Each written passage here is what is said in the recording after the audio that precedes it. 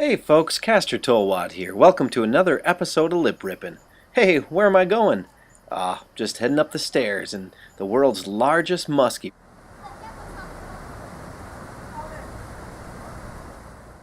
Yep, that's right folks. I'm in Hayward, Wisconsin at the North American Freshwater Fishing Hall of Fame. After paying a nominal fee of $6.50 at the gate, you'll be led down a nice hallway where you'll see what I thought was one of the most interesting parts of the museum, and that's this spear house replica. Look at the lifelike scenario here with this guy getting ready to spear that huge Esox lucius.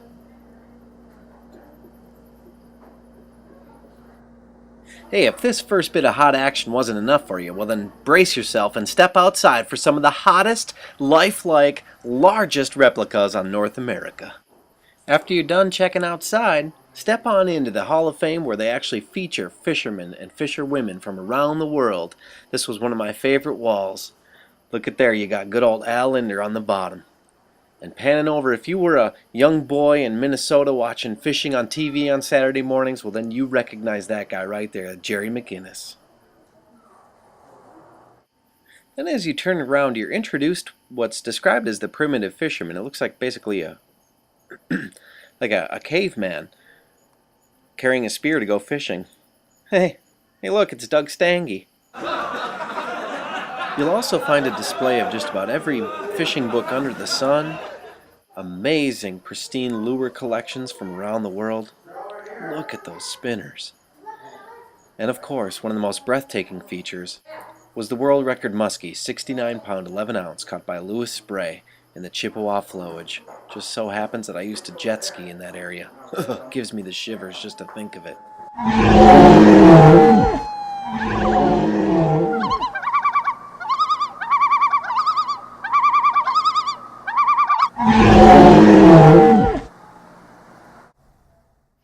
Well, I tell you what, Rusty Tiller, you would dig this room.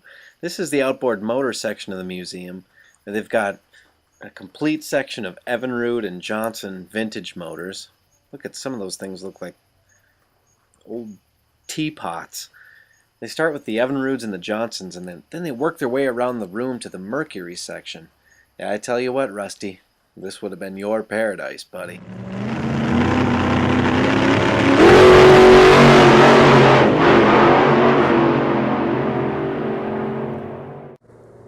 Hey everybody, thanks for joining us here at the Hayward Fishing Hall of Fame. Alright, well, thanks for joining us. Next up we have one of Castor's impressions. See if you can spot this, brought to you by the Fishing Re-enactors Guild.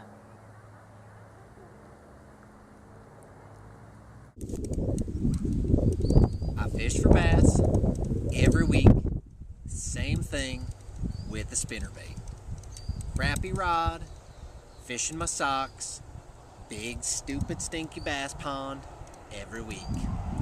Undersized jeans, yellow polo shirt, big poofy hat, blue blocker sunglasses. That's our show for today. Glad you tuned in. See you next time. Dad! Oh! That's why I always use Zebco. Dad! Gummit! Hey, gummit! There's no better time to have been a bass fisherman than riding that for the gummit! Hey, gummit! Well folks, if you guessed legendary bass fisherman Bill Dance, excellent job. Way to spot that one.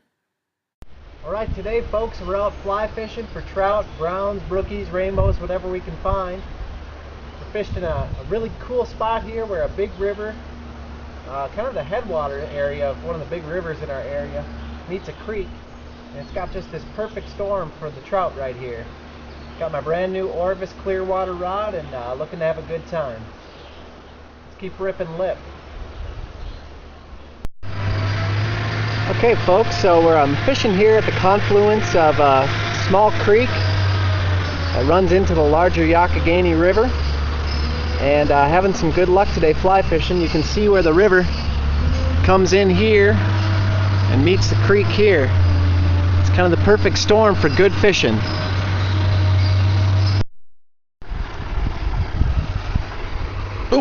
there's one. There he is. There he is. Okay. And I just tied into a nice little rainbow here.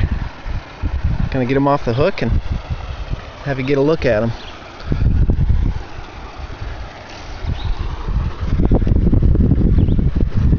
Pretty fish. There she be. Gonna have to set the camera down to get her off the hook. Be right back. Well, I'll tell you what, folks, that was a blast today. I had such a good time. Caught a few fish in this hole. Got more familiar with fly fishing. What a great time.